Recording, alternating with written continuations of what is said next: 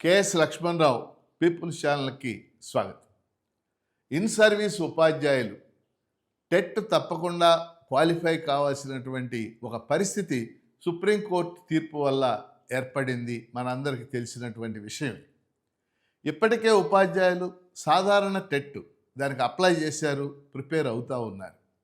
కానీ అదే సమయంలో రాష్ట్ర ప్రభుత్వం ఒక మెమో విడుదల చేసి దసరా సెలవుల తర్వాత ఉపాధ్యాయుల కోసం ఒక స్పెషల్ టెట్ నిర్వహించాలని చెప్పేసి ప్రకటించింది. ఆ మేరకు ఏర్పాట్లు కూడా చేస్తామని చెప్పి ప్రభుత్వం చెబుతూ ఉంది. అయితే స్పెషల్ టెట్ నిర్వహించడం వల్ల ఉపాధ్యాయులకు ఉపయోగం ఏమిటి? ఏదో ఒక ఉపయోగం ఉండాలి కదా. ఒకటి, స్పెషల్ టెట్ ద్వారా అర్హతా మార్కులు తగ్గించాలి. ప్రస్తుతం 150 మార్కులకి ఓసీలకి 90 మార్కులు, బీసీలకు 75 మార్కులు, ఆ 150కి గాను, అలా ఎస్సీ ఎస్టీలకి 60 మార్కులు రావాలి. ఈ అర్హతా మార్కులను తగ్గించి అందరికీ కామన్గా ఒక 60 మార్కులు అంటే 40% ఉంటే అందరూ క్వాలిఫై అయ్యే విధంగా చూడాలి స్పెషల్ టెట్ ద్వారా అనేది ఉపాధ్యాయుల కోరిక. అయితే నిన్న విద్యాశాఖ కమిషనర్ కార్యాలయంలో ఉపాధ్యాయ సంఘాలతో జరిగినటువంటి సమావేశాల్లో కమిషనర్ గారు 2 విషయాలను చాలా స్పష్టంగా ప్రకటించారు. మొదటి విషయం, అర్హతా మార్కులు తగ్గించే పరిస్థితి లేదు, ఆ ప్రసక్తే లేదు. రెండవ విషయం, ఆఫ్లైన్లో ఎగ్జామ్ పెట్టాం, ఆన్లైన్లోనే పెడతాము.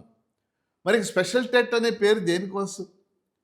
ఉపాధ్యాయులు ఆ కాలంలో 2010కి ముందు జరిగిన డిఎస్సీలు అన్నింటిలో వాళ్ళు తీవ్రమైనటువంటి పోటీలు, ఎందుకంటే ఆ రోజు డిఎస్సి క్లాసులు నేను కూడా టీచ్ చేసేవాడిని. ఎంత పోటీ ఉండేదో నాకు తెలుసు.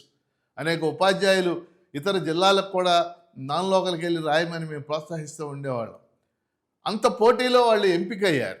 సరే, ఇప్పుడు అనివార్య పరిస్థితుల్లో కోర్టు తీర్పు వల్ల రాయవలసి వచ్చింది. కానీ స్పెషల్ టెట్ అన్న తర్వాత ఇన్ సర్వీస్ ఉపాధ్యాయులకు బెనిఫిట్ ఉండాలి కదా.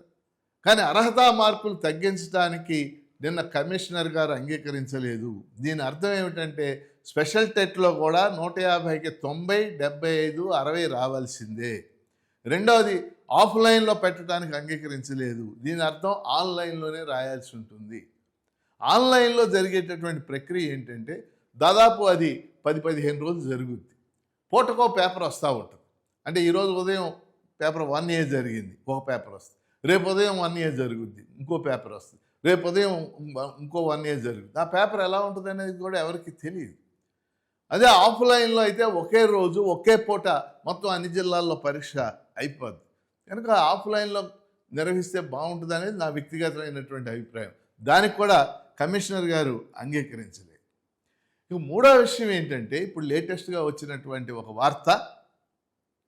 ఇంతకుముందు మనకున్నటువంటి అభిప్రాయం ప్రకారం కేవలం స్కూల్ అసిస్టెంట్లు, ఎస్జిటీలు మాత్రమే ఈ పరీక్ష రాయాలి, హెచ్ఎంలకు అవసరం లేదని చెప్పేసి చెప్తూ వచ్చారు. కానీ ఇప్పుడు వచ్చినట్టు నాకు అందినటువంటి సమాచారం ప్రకారం ఏంటంటే 5 ఏళ్లకు పైగా సర్వీస్ ఉన్నటువంటి హెచ్ఎంలు కూడా ఈ పరీక్ష రాయాలి అనేటటువంటి సమాచారం నాకు వచ్చింది. దాన్ని మనం కనుక్కోవాలి. అది కనుక జరిగినట్లయితే, నిర్ణయం చేసినట్లయితే హెచ్ఎంలు కూడా రాయాలని, మరి హెచ్ఎంలకి ఆల్రెడీ ఒక అవకాశం పోయినట్టే. ఎందుకంటే మనకి పరీక్ష జూలై 5తో అప్లై చేయడానికి అయిపోయింది. కాబట్టి ఖచ్చితంగా అధికారులు స్పష్టంగా ప్రకటించాలి. హెడ్ మాస్టర్లు, హెచ్ఎంలు ఈ పరీక్ష రాయాల్సినటువంటి అవసరం ఉందా లేదా అనేది ఇవాళ రేపు ప్రకటించాలని కూడా నేను స్పష్టంగా కోరుతున్నాను. ఏదేమైనా నేను మన ఛానల్ ద్వారా నేను ప్రభుత్వాన్ని కోరేది, ప్రభుత్వాన్ని డిమాండ్ చేసేది, అధికారులను డిమాండ్ చేసేది ఏంటంటే, 1, అర్హతా మార్కులు తగ్గించాలి. 2, ఆఫ్లైన్లో ఒకే రోజు నిర్వహించాలి. 3, హెచ్ఎంలకి ఈ ప్రక్రియ లేకుండా చేయాలి. ఈ 3 కూడా జరగాల్సినటువంటి అవసరం ఉంది. మరి మన ఉపాధ్యాయ సంఘాలు కూడా ఈ అంశం మీద ఆలోచన చేస్తూ ఉన్నాయి. కనుక ఈ విషయాలు ఇన్ సర్వీస్ ఉపాధ్యాయుల దృష్టికి తీసుకొస్తా ఉన్నాను. అంటే నా ఆలోచన ఏంటంటే, ఖచ్చితంగా ఈ విషయంలో విద్యామంత్రి శ్రీ నారా లోకేష్ గారు జోక్యం చేసుకుంటేనే ఇది ఒక కొలిక్కి రావడానికి అవకాశం ఉంది. అందుకని మన ఉపాధ్యాయ సంఘాలన్నీ విద్యామంత్రి గారి మీద కలిసి ఒత్తిడి తేవడానికి ప్రయత్నం చేయాలని చెప్పేసి కూడా మన ఛానల్ ద్వారా కోరుతూ, KS Lakshmanarao YouTube channel, people's channel ప్రోత్సహించండి. మీరంతా కూడా సబ్స్క్రైబ్ చేయండి. ధన్యవాదాలు.